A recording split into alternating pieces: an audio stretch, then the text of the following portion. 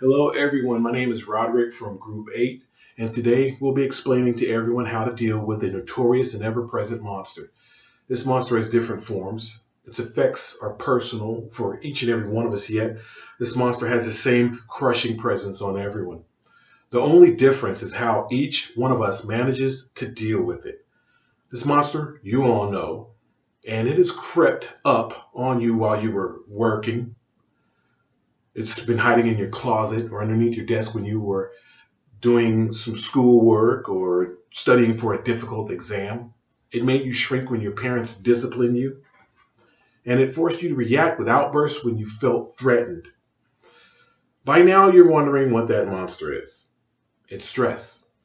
Stress has caused all kinds of countless days of suffering for all of us, and it's also paved the way for radical new ways of thinking. When you felt that you were stuck in a problem, stress was the means that you found to find your way out of that problem.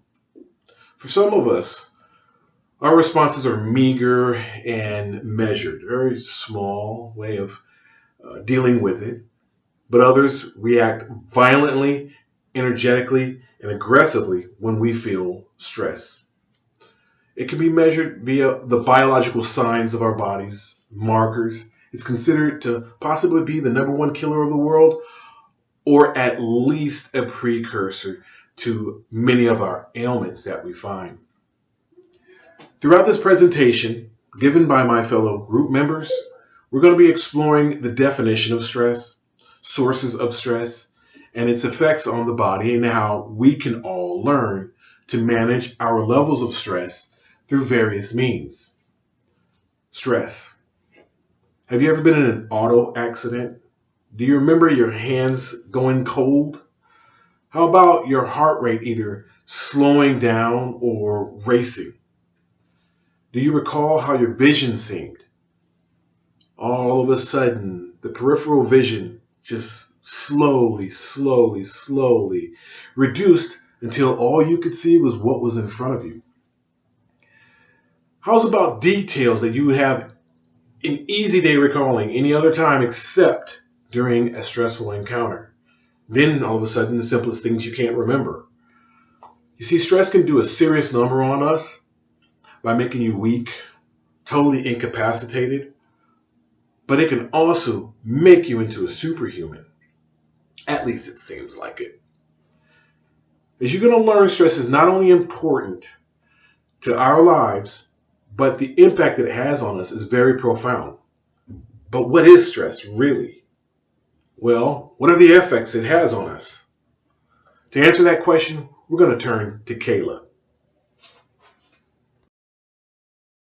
Thank you, Roderick. Merriam-Webster defines stress as a physical, chemical, or emotional factor that causes bodily or mental tension and may be a factor in disease causation. It is safe to say that we have all experienced stress in one form or another and continuously will throughout our lives.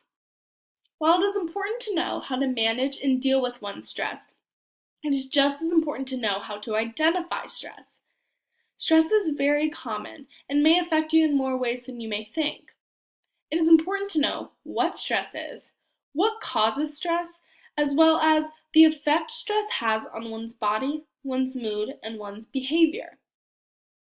To be able to identify stress, one must know what stress is. According to the American Institute of Stress, nearly 77% of people regularly experience physical symptoms of stress.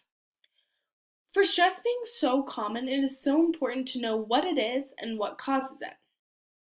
Stress, in its simplest form, is the body's way of responding to changes in one's life.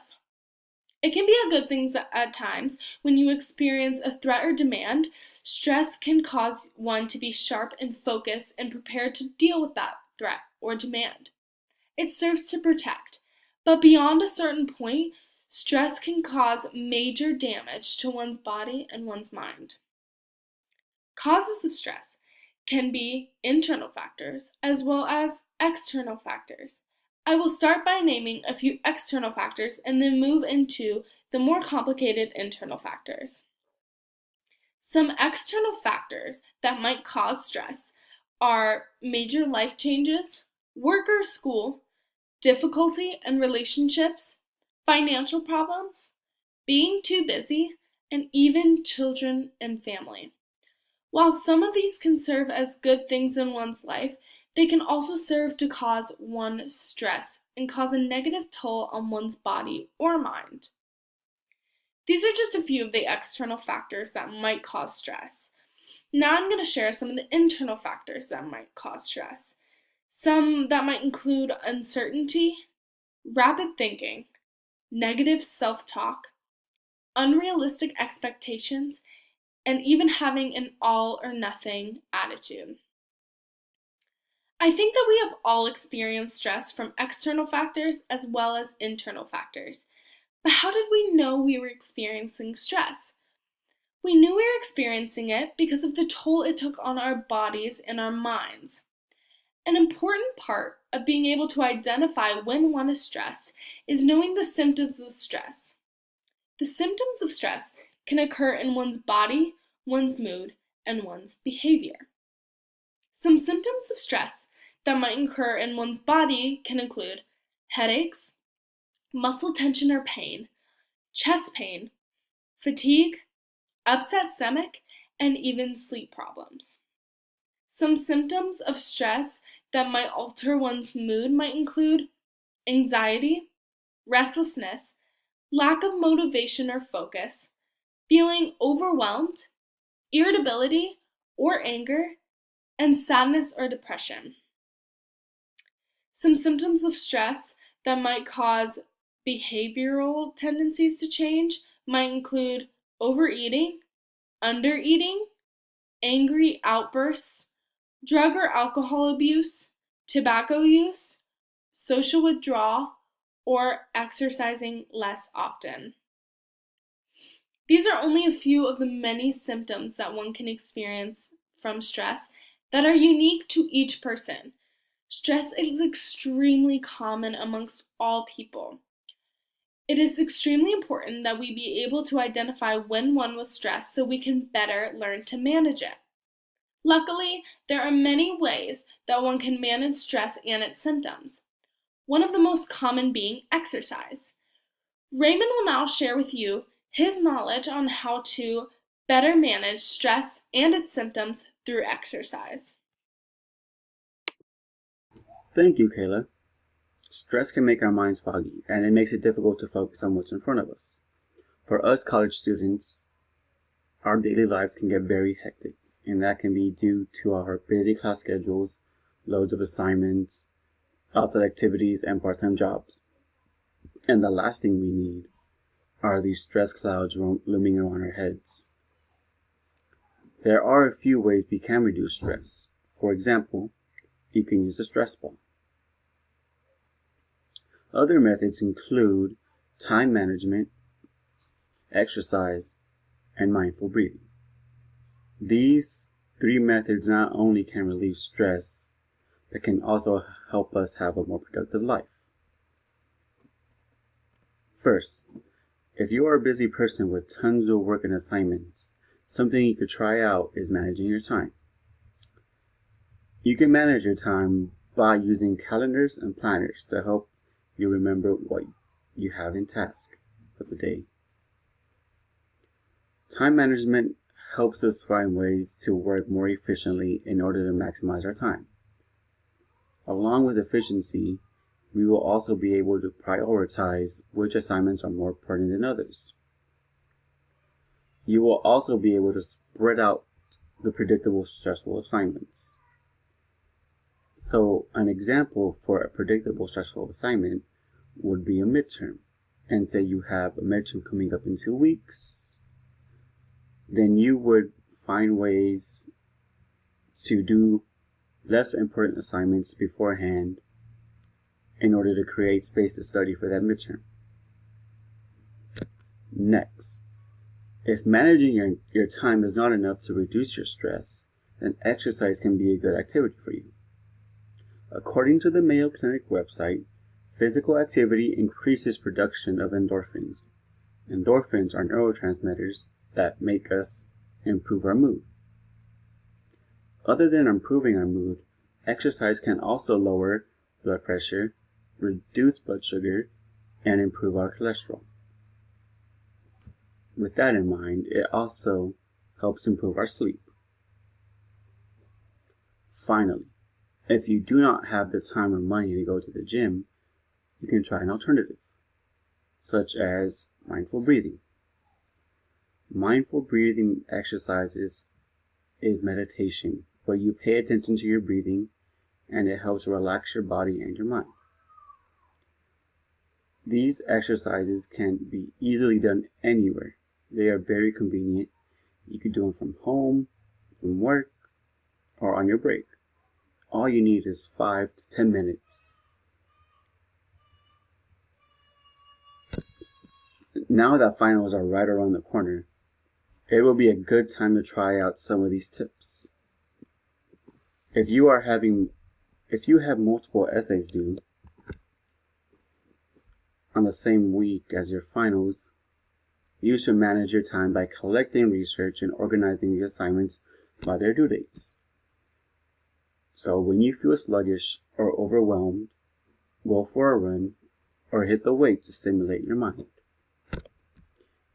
As Lee Haney said, exercise to stimulate, not to annihilate. The world wasn't formed in a day, and neither were we. Set small goals and build upon them.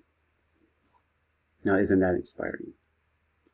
If you are having a hectic day and don't have the money or the time to go to the gym, then you can use mindful breathing methods to put your mind and body at ease wherever you go. Now that we've gone over some productive and active ways to relieve stress, I will pass on the presentation to Samantha, who will go over how sleep and diets can help reduce stress. Thank you, Raymond. Hi, everyone. Samantha here. As college students, I'm sure we're all a little bit too familiar with the vicious cycle that is never seeming to get enough sleep, always having to eat something unhealthy and on the go, and then feeling stress and anxiety because of it, and that a lot of the time being the cause for those choices that we do make and the lack of sleep that we get. You know, we have so much going on amongst work, school, family, friends, relationships, all sorts of the like, then it makes it difficult to go ahead and maintain our stress and find ways to mitigate the stressful feelings that we do have. Fortunately, there are a few things within our realm of control, those being sleep and food. Although at times it does seem difficult to have that control over your sleep and eating, there are a few ways to go ahead and help yourself with that. Now you might say, food seems like a relatively easy one to control, but more often than not, we find ourselves in situations where unhealthy food is made more than readily available, whereas healthy options are not. But one way to go ahead and create a solution for that would be to make your food in advance, or at least carry around snacks with you, so that in the event that you do feel stress or anxiety or just an urge to go ahead and eat those unhealthy foods that might cause you stress later, you always have something on you to go ahead and go to rather than eating those unhealthy foods. Another thing you can do is drinking a glass of water. Weird, huh? Sometimes when you think that you're hungry, you're actually just thirsty. And having that water will go ahead and satisfy those feelings and help mitigate the stressful feelings that you might have without even knowing it. Very closely related and linked to eating is your sleep. Now, I know we all love our sleep. Myself in particular, I love sleep. But sometimes it's really, really hard to get the sleep that we need, not only because we are so busy, but because we have that restlessness that is caused by anxiety a lot of the times, and it makes it very difficult to fall asleep. Fortunately, there are a few things that we can do to go ahead and help that as well. One of them being avoiding those caffeinated drinks we all love very much, that big old venti coffee. Having it before you go to bed, it's probably not the best option. So, going ahead and lessening the amount of caffeine that you have throughout the day, and in particular prior to falling asleep within those last few hours, can definitely help you not only with just general anxiety, but allowing you to get the sleep that also affects your anxiety. So there's two parts to that. In addition, there are a few other ways that my group mates had mentioned, such as exercising, getting your body nice and tired, as well as listening to calming music or noises, and having that mindful breathing. Another thing you can do is setting a routine. Having a routine for when you like to go to sleep can get your body in that state where it is ready to, and it will be ready to on a regular basis, which is awesome. For example, you could say, I want to go to bed at 10 p.m. every day. So what you do is by 9 p.m., you are clean, ready to go, already had your shower, already had your food a few hours ago, and you go ahead and say, okay, so now at 9:30, I want to have my teeth brushed, and I want to go ahead and sit in bed, maybe read a book, do something relaxing, avoiding electronics, things that'll stimulate your brain. And then after you've had a little bit of relaxation time and your brain has had the time to recognize, okay, maybe it's time to go to sleep, it makes it a whole lot easier too. Take that, repeat it, and do it over a stretch of time or days, weeks, and it adds up to your body recognizing, okay, you know, it's 10 p.m., it's time for me to go to sleep. So, all in all, that vicious cycle doesn't have to be quite so vicious, although there are some very easy traps to fall into with those vending machines and the caffeinated drinks, staying up all night, all that stuff. There's also some very easy ways to go ahead and mitigate the stressful feelings that we get just based on the food and sleep alone. Thank you so much for listening. Thank you, Samantha. As Roderick pointed out earlier, you are not alone when it comes to stress. Everyone deals with their own variation of stress and manages it in their own way. It is a monster that creeps up on us in the most inopportune times, and it breathes down our necks to remind us of its presence. Kayla explained that stress is a physical, chemical, or emotional factor that causes bodily or mental tension and may be a factor in disease causation. She gave us some examples of what can cause stress in our lives, whether it be financial issues or something as simple as overthinking a situation. Stress actually happens to be linked to some of the leading causes of death around the world. It can also take a toll on other parts of your body. It can cause headaches, irritability, anxiety, and many more symptoms. Although some forms of stress can actually be quite beneficial, it is important to be able to tell the difference from when it is harmful due to its commonality in our everyday lives. As students, we deal with a lot of stress, and it's usually not the good kind. We've got due dates and deadlines flying at us from all different directions, and on top of that, we have the responsibilities of adulthood to deal with. It's kind of amazing that we can get it all done. Raymond walked us through some of the basic things that we can do to help manage our stressful lives. Whether it be prioritizing your tasks, sticky notes on a planner can help with that, exercising to keep both your body and mind healthy, or doing some simple breathing exercises. It is important to keep those breathing exercises in mind, as they can be beneficial on one of those days where you feel like you're just going to completely lose it. And I know I've had a few of those myself. Samantha told us about the vicious cycle that a lot of people tend to fall into, not getting enough sleep. When you don't get enough rest, you're just not you. And when you mix a lack of rest with poor nutritional choices, it's just a recipe for disaster. This is especially true when you throw a Red Bull or a quad espresso into the mix. That just makes it even harder for you to fall asleep. Samantha gave us some examples of how we can try to get our lives back on track. She told us about meal prepping and taking snacks on the go. She also told us the importance of organizing a schedule for yourself. That way you allow yourself enough time for a good night's rest. If you have difficulty falling asleep like myself, try those breathing exercises that Raymond talked about, or listen to some calming music before bed.